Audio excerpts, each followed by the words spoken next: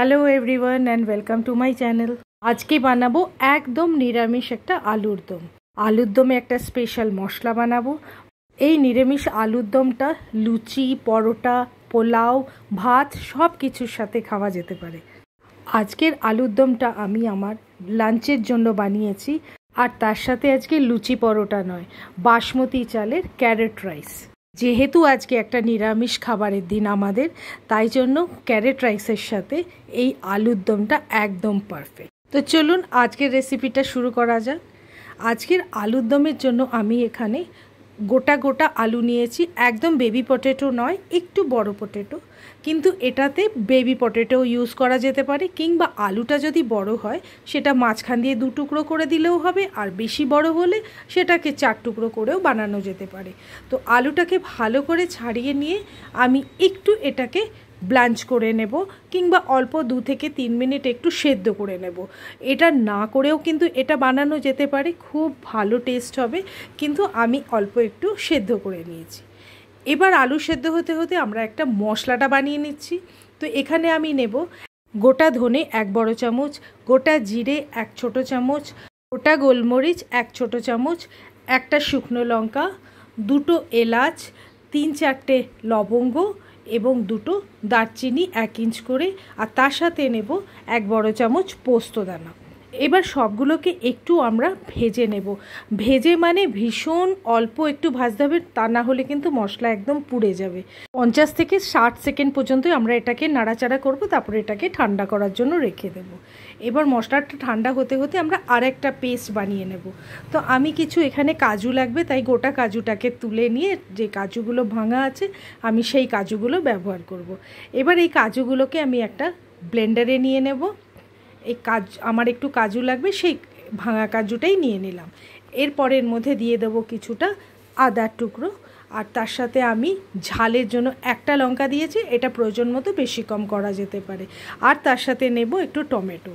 এটাকে ভালো করে ব্লেন্ড করে একটা পেস্ট করে আমরা রেডি করে রাখবো। এবার নেব একটা কড়াই, তার মধ্যে নেব তেল নিয়ে এবার আমরা আলুটাকে খুব ভালো করে ভেজে নেব। এখানে আমি অল্প সেদ্ধ করেছি, এটা না করে কাঁচা আলুটাকেও কিন্তু খুব ভালো করে ডিপ ফ্রাই করে নেওয়া যেতে পারে। তো এভাবে আলুটাকে কিছুক্ষণ আমরা ভেজে নেব, যতক্ষণ না আলুটা একটু এপাশ ওপাশ ভালো করে ব্রাউন ব্রাউন হয়ে যাচ্ছে। তো এইবার আলুটা আমাদের ভাজা হয়ে গেছে, আমরা আলুটাকে এবার তুলে নেব। খুব সুন্দর ভাজা হয়ে গেছে আলুটা। এটা 60 to 70% আলুটা সেদ্ধও হয়ে গেছে। এবার বাকিটা আমরা পরে সেদ্ধ করব। এবার যে তেলটা বেঁচে গেল এটা আমি একটুখানি কমিয়ে নেব, এতটা তেলে বানাবো না। এবার এর মধ্যে দেব আমি তেজপাতাটা একটুখানি হয়ে গেলে এর মধ্যে দিয়ে দেব 1 বড় চামচ কাশ্মীরি লাল মির্চ পাউডার। এবার এটাকে আমরা একটু নেড়ে নেব, খুব সাবধান, এটা কিন্তু খুব তাড়াতাড়ি পুড়ে যায়। সঙ্গে সঙ্গে আমরা কিন্তু সেই টমেটো পেস্টটা এর মধ্যে দিয়ে দেব। এবার টমেটো পেস্টের মধ্যে আমরা কাজুও দিয়েছি, সেই জন্য এই পেস্টটাকে কিন্তু আমরা কিছুক্ষণ খুব ভালো করে ফ্রাই করে নেব। যতক্ষণ না এর মধ্যে থেকে তেলটা ছেড়ে আসছে ততক্ষণ কিন্তু আমাদেরকে এটাকে ভালো করে ফ্রাই করে নিতে হবে, তা না হলে কিন্তু কাঁচা গন্ধ লাগবে। তো সেই জন্য আমরা এটাকে ফ্রাই করব। এটাকে কন্টিনিউয়াস একটু নাড়তে হবে, তা না হলে কাজু আছে নিচে স্টিক করে যাবে আর কিন্তু মশলাটা পুড়ে যেতে পারে। তাই জন্য আমাদেরকে সাবধানে একটু আস্তে আস্তে এটাকে নেড়ে নেড়ে যতক্ষণ না হচ্ছে ততক্ষণ কিন্তু আমাদের করে ভেজে নিতে হবে। তো ঠিক এভাবে ভাজা হবে। এই আলুর দমটা কিন্তু ভীষণ টেস্টি হয়, একবার অবশ্যই ট্রাই করবেন। এবার মশলা থেকে একদম তেলটা ছেড়ে দিয়েছে, তো এবার আমরা এই আলুগুলোকে অ্যাড করে দেব।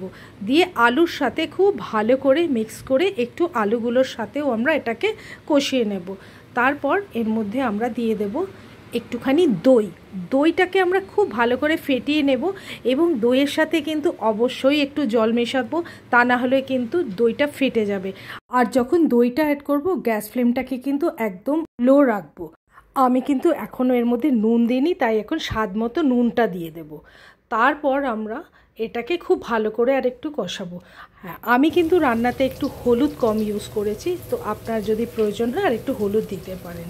এখন দিয়ে দেব সেই ভাজা মশলাটা 1.5 থেকে 2 চামচ। নিজেদের প্রয়োজন মতো এটা দিতে হবে, যতটা প্রয়োজন এর মধ্যে। এবার এটাকে দিয়ে একটুখানি নেড়েচেড়ে আমরা এর মধ্যে দিয়ে দেব অল্প একটু জল। জলটা দিয়ে আর একটু 3 থেকে 4 মিনিট আমরা ফোটাবো। তারপর এর মধ্যে আমরা দিয়ে দেব বাকি ইনগ্রেডিয়েন্টস যা বাকি আছে। এটাকে একটু আমরা ঝোলঝোল রাখতে হবে, তা না হলে আলু কিন্তু ঠান্ডা হয়ে গেলে একদম এটা টেনে যাবে জলটা আর একদম ড্রাই হয়ে যাবে। তাই আমরা অল্প একটু জল ঝোলঝোল রাখবো যাতে কি এটা ড্রাই হয়ে না যায়। তো এবার যখন এটা হয়ে আসবে আমরা এর মধ্যে দিয়ে দেব একটুখানি ঘি আর দিয়ে দেব ধনে পাতা কুচি, দিয়ে আমরা এই রান্নাটাকে শেষ করে দেব। দিয়ে এটাকে একটু ঠান্ডা হতে দেব। দেখতেই পাচ্ছেন অল্প একটু গ্রেভি। এবার আমরা যে ক্যারেট রাইসটা বানিয়েছি তার মধ্যে এটা দিয়ে আমরা এটাকে আজকে লাঞ্চ করব। দারুণ একটা লাঞ্চ রেসিপি, অবশ্যই ট্রাই করবেন। ভালো লাগলে বন্ধুদের সাথে অবশ্যই শেয়ার করবেন।